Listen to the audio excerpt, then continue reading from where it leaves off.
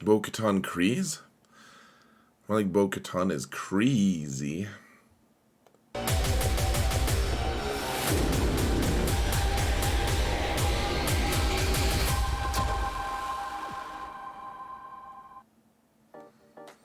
Hello everyone, and welcome to another episode of Xaereth Prevails. I have a cold today, or something like that, folks. My voice is starting to go all the way away, and I wanted to get this video out before that actually happened. So stay tuned for the defensive teams video. It'll come out at the same time as this is what I'm planning, unless my voice just totally deletes itself before I can get that done.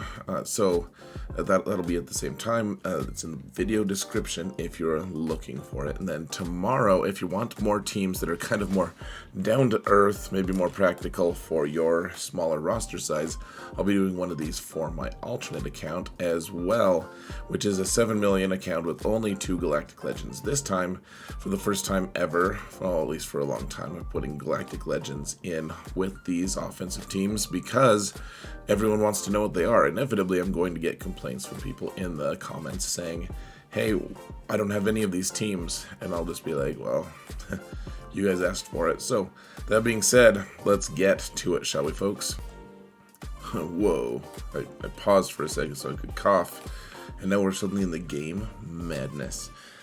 Alright folks, so I'm going to show you guys the splits that I have. So here's the thing, Kylo's going to have 2 different builds, especially with the current Datacron set. Now I try not to focus on Datacrons too much in these, just so that people can remain true with their strategies. The thing is, we just lost a really good counter to Lord Vader without the Bam-Cron available, and so Supreme Leader Kylo is going to be it. You probably want an offense arrow. For him, you probably want an accuracy arrow if you're facing people in the top whatever range and you think that their Lord Vader is going to have a lot of dodge.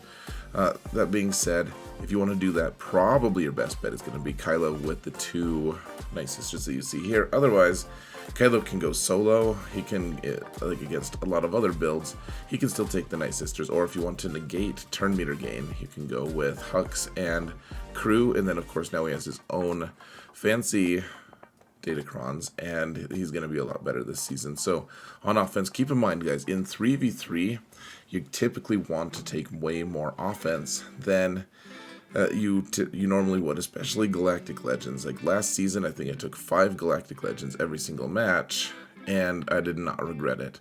You want to be as efficient as possible, and you want to be able to have as many tools as possible. 3v3 is the full efficiency game, if you can handle it. So, we'll put good defenses down, you guys will see, but it's going to be a defense that's designed to trap Galactic Legends, in the front to force people into tough matchups in the back. That being said, Kylo is a great tool to get through a lot of these teams. Rey, she now has Ben solo with her. If you don't have Ben, you can put Armor with her, you could put Holdo with her. She usually wants Hoda, though, folks. Unfortunately, every team, even in 3v3, really wants Hoda, and Rey just kind of gets him by default, usually, on offense or defense, especially on defense, though, of course, this is an offensive build discussion, so, she can probably just solo a lot of teams if you, not solo them. She could probably mirror a lot of these Rey teams if you wanted to. And honestly, I think that's what's going to end up happening because her Whirlwind is not instant death, so she can kill Ben solo, and that the Whirlwind is going to then prevent him from coming back because he can't revive after a non-revivable attack. He can revive after an instant death attack and then become immune to them. So, anyways, that's that team. I think it'll be good. She shall slay many Galactic Legends, I have no doubt. Or she'll just sit on defense and get one shot all day. You never know. The dynamics are so different, guys. With Darth Vader in 5v5, you could kill so many teams. 3v3, it's a little bit different story. But, that being said, Sith Eternal Emperor, you could put really almost anything. Now, the thing is, on offense and defense, the one character that I'm just missing egregiously on all of my lists is Darth Malak. You could put him with Sith Eternal Emperor, or you can just have him hang out on his own. You could build another team around him. I don't really know. Malak is kind of just the odd man out. and sometimes Sith Eternal could probably use him. On offense, I don't know. Sith Eternal also doesn't necessarily need Sith. You could also just put like the Geos, because Geos aren't of much use in 3v3, to be honest. So, or anywhere anymore for that matter, unless you're lower GP level, and then you guys can see my alternate account list and be happy. Jedi Master Kenobi, I mean, this is probably the ideal team. Now, one of the things that I didn't do this time around is have a Padme team that required General Kenobi and Mace, and so those two characters are available for offense or defense. We put General Kenobi with Jedi Master Kenobi, and then Cat, of course. This is probably the ideal lineup for this team, though of course you might not need all of them in every situation. One of the more easy ways to deal with General Skywalker when he's on defense is just take Jedi Master Kenobi with Cat and just have her immediately behead that team and take Skywalker out. But that's not always an option. You probably want to take him for tougher teams. Just keep in mind that if you're facing a team with Rey and Ben, Cat is going to instant kill Ben, and then he's just going to come right back. So just keep that in mind if you want. If you wanted to, with that Rey-Ben team, if you saw that Rey-Ben team with Hoda, you could take Mace instead of Kenobi, and when Mace gets a turn, he's going to take Hoda out of his hiding, and he'll take him out of stealth, and then Cat, if she's patient, can just take out Hoda instead, if that's something you're into. Alright. Now we've got Jedi Master Luke, and I never know what Jedi to do. Like, usually if I'm using him, I like to take Hoda. Hoda. I mean, Hoda would be nice, but Grandmaster Yoda. Gumai. I don't know how to say that. Sounds like I'm trying to say goodbye in a really awful way. But here's the thing. He's really good because he gets called to assist, and when he hits someone with 50% or more health remaining, then he gains a bunch of turn meter, and so he's really nice here. You could take Barriss, you could take Jolee, you could take Barriss and Jolee if you really wanted to. I mean, in 3v3, Jedi Master Luke is not as good at taking on Galactic Legends. Usually he's assigned to take out the harder non-GL teams for the most part. The thing is, if he's on defense, though, he just gets one-shot by Dash teams, even when Dash doesn't have a really cool Datacron set. With the current Datacron set, he just gets destroyed by Dash. Jedi Revan, so I like putting Mace on this team, of course. That's probably my favorite version of this team. Now, sometimes if you're going against something that has really high like Alpha Strike power, such as a team like, I don't know, Dash with Han and Chewie, something like that, which sounds really gross. Sometimes you want Jolee just as a little backup there instead. Mace is really nice up until this season, this was actually an okay counter to Supreme Leader Kylo 3v3 teams. Now, if you really want a 3v3 team that counters Kylo, I don't know if it works with the new Datacron set, really. But if you put armor here instead of Mace, then you put the armor instead. So like, Kylo will hit Revan, and then eventually you'd get a turn with armor. She would put the 3 stacks on Luke so that he couldn't be crit, and then Supreme Leader Kylo doesn't do enough damage to kill Luke if he can't crit, because those 3 Beskar ingots are on him. So that is an option. I don't know if it is an option right now, frankly.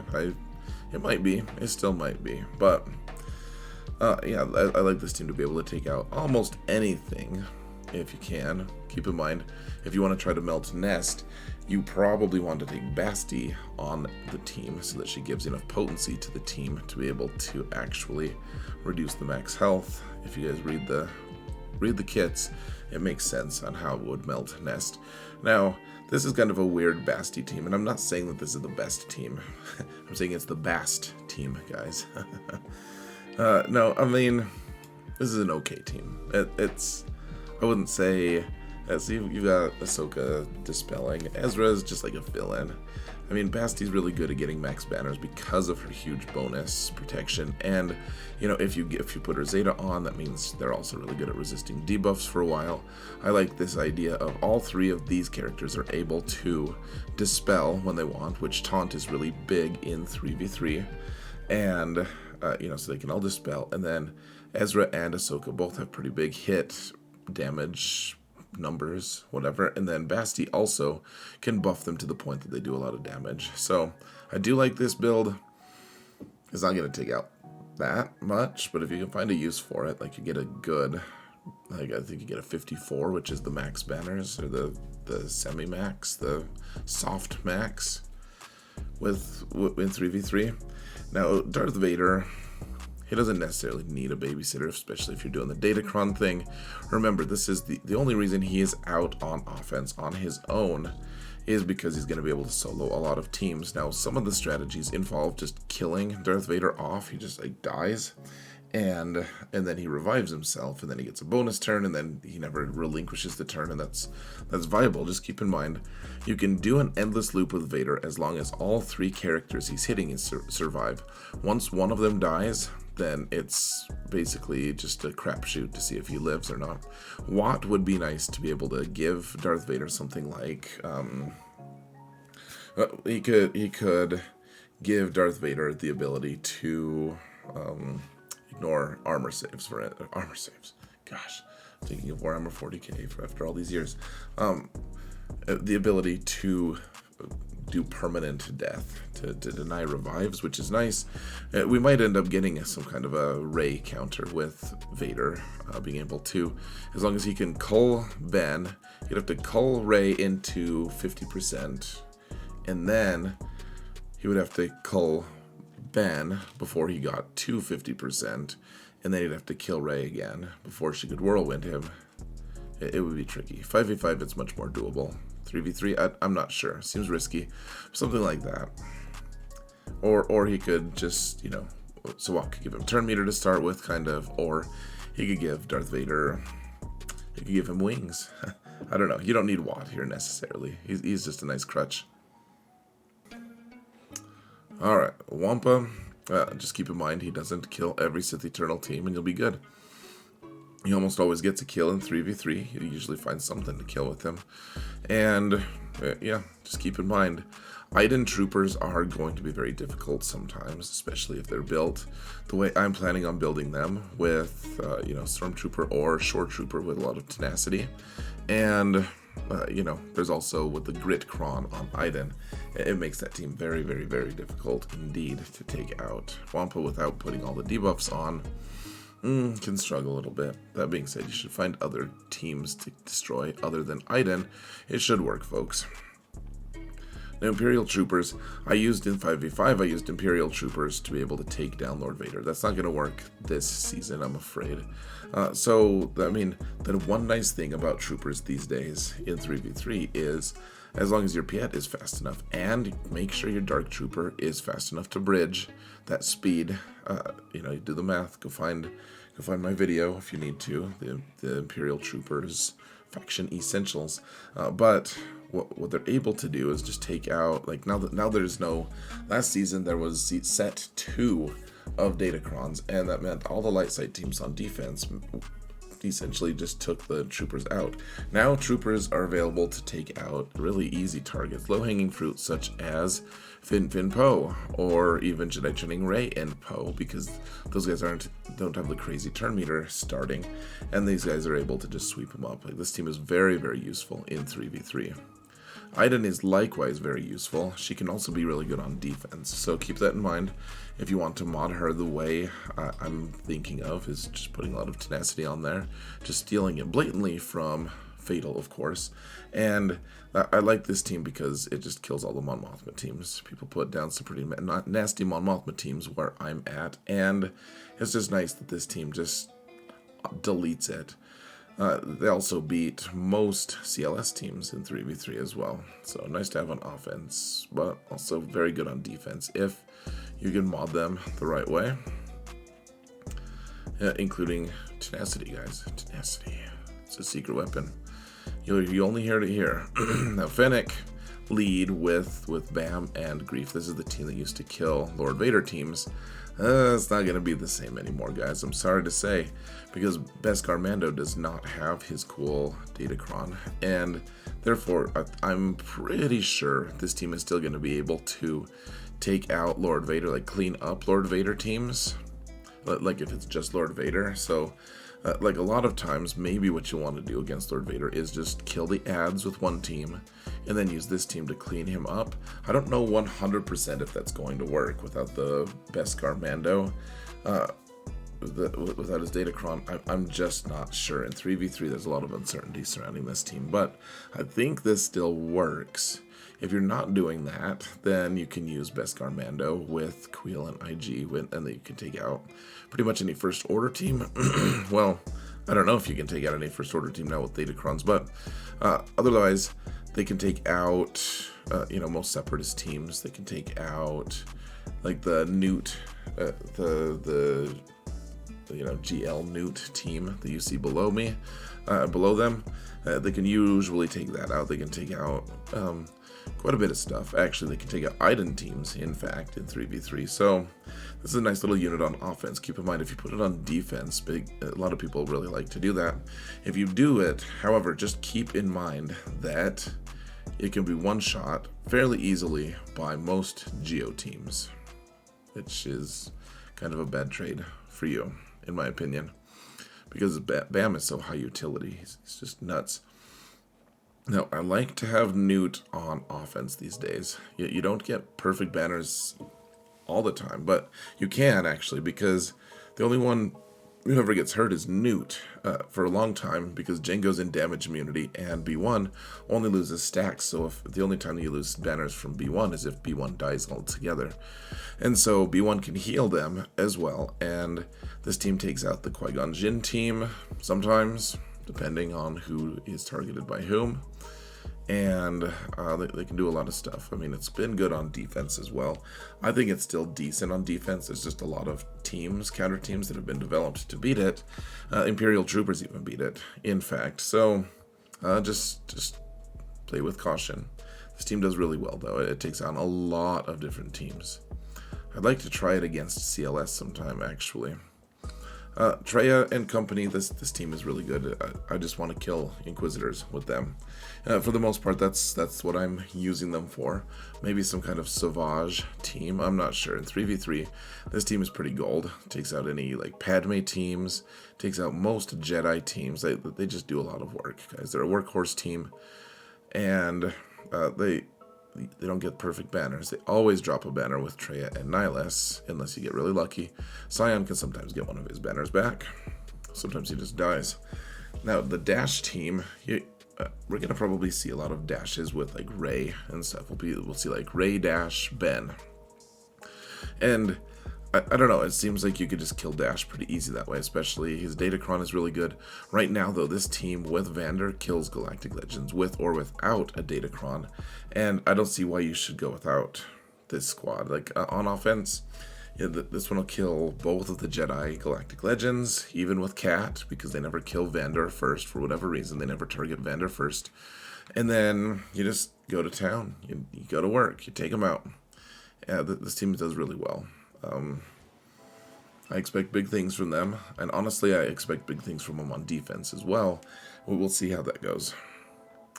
Now, I just put, this is just a weird flex. You can put a lot of teams with Han and Chewie that work. Greedo is a fun one, just because he is, his leadership gives them 50% extra crit damage. So, you can put Wedge. I think I'm going to use Wedge here more often than not. Or like Kira works. A lot of these different teams work. But I like Wedge because Wedge gives you turn meter as well with your shots. Grievous I keep on offense because he doesn't do anything on defense anymore. Not at the level I'm at. Mon Mothma's great on offense. She takes out the Grievous team from near max banners. Kyle Katarn makes that team ridiculous. Let's see. Hux in red on a First Order TIE Pilot team like this sometimes takes out like Star Killer teams. Remember, they're just really fast. 100 extra speed on all of them if they start with advantage, and Hux does give all of them advantage. They do a lot of damage, and they ignore turn meter gains. They stop people from gaining turn meter, for that matter. The Akbar team, I love Stormtrooper Han here, guys. He's my favorite tank in the game. If his taunt could be better, and Akbar kind of idealizes that. takes out AdRad teams, actually, guys. If you have both Omicrons, which is, I know it's expensive, but that's the truth. Let's see, Kira team with Nest. This could be on offense or defense. You could use, remember you have the Gritcron, use it. The Bo-Katan squad is like if you get desperate, basically. It's not very good. The Padme team with Gideon is really fun because Padme is able to, she gives courage stacks to her team. And so if you have Moff Gideon available, he starts and he pushes everyone's turn meter down except Padme's team. It doesn't allow him to push theirs down. But then he also hands them 100% protection up, which equates to, for them, like 20 stacks of courage. So after Gideon and Padme have gone, Ayla's probably going to one-shot someone, and then Padme's probably going to one-shot someone after that. And then the fight is over. Okay, so if you have Maul but you don't have Lord Vader, or if you want to take Lord Vader on offense and you just have a Maul team to play with, then you could do something like this. I forget what the third character was, honestly, guys. It's been a long time, but I've seen this team with the armor as lead with a high relic Maul be able to take out General Skywalker teams. It's very interesting because it lets Maul tank a couple big hits from Rex before he's able to finally finish him off. And so, that only works under Armor's leadership. I know everyone tells me I'm crazy for wanting to try it, but I finally have a Relic 9 Maul, and I'm considering doing that at least at some point. Really not sure. And I forget if Canderous is someone on this team or not. You probably want something that buffs Maul. That was my guess. Okay, and finally we have the Asajj leftover team. I really like her Omicron, so I'm gonna find a way to use this team sometimes, I think. Obviously they're all very vulnerable if you don't have the Datacron anymore, which is gone from Talzin, but the Omicron on Asajj should be sufficient, honestly. I think the better team would probably be a team involving, like, Asajj lead with, like, Daka and Zombie or something, but if those two aren't available, I think this team with full crazy offense could work as well. So, anyways, what are some teams you're looking forward to working on defense, folks, or on offense? Let me know. So, go watch my defensive teams video. Hopefully that will be instructive as well. Thank you all so much for watching, and remember that in all things, Xaereth prevails. Hopefully over this cold as well. Jeez.